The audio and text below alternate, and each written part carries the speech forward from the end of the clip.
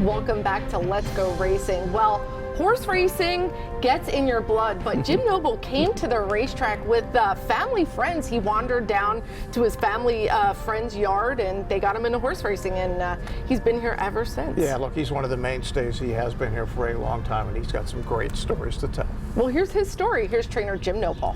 For over 40 years, Jim Noble has been part of the trainer landscape here at Parx and at racetracks all around our area.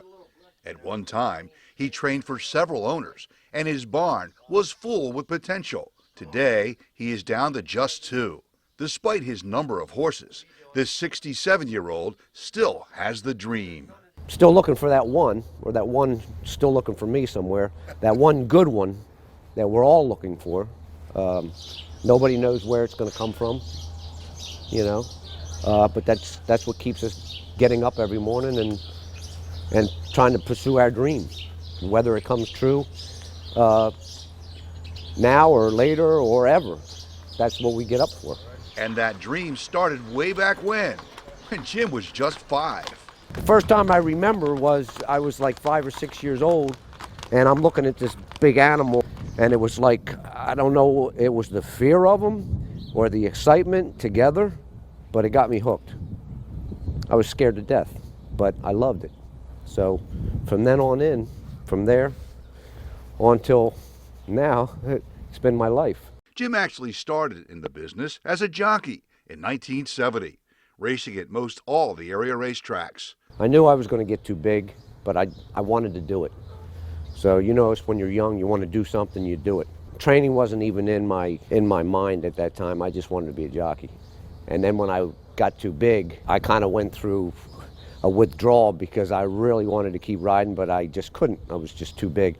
So I went to Florida after that and worked for Mr. Winnick at Delray Training Center breaking babies for the next couple years, and then got my trainer's license in 1978. Jim loves the history of the game. His Facebook account is loaded with pictures of horse racing greatness. He also has pictures of his glory days as a jockey and, of course, a trainer. All my friends always taught me when they see our pictures, they say, back in the good old days. Well, they were the good old days, you know. I don't know if it's, you know, if I live in the past too much, maybe I don't live in the future enough, but I revert back to those pictures and love seeing them myself. So I hope other people enjoy them when I do post them, and I do get quite a few compliments that people enjoy that I post those pictures. With 2 horses in the barn, making money is not easy, but somehow he keeps his spirits high as he tries to navigate a very tough business. Very tough. It's a numbers game now. Most of your bigger outfits, they will swallow the smaller outfits up. The claiming game has got so aggressive that when you claim one, you've only got a start or 2 if they've got any kind of form at all. You've only got a start or 2 to make money with them, and sometimes you don't get that chance to make money with them before you lose them again.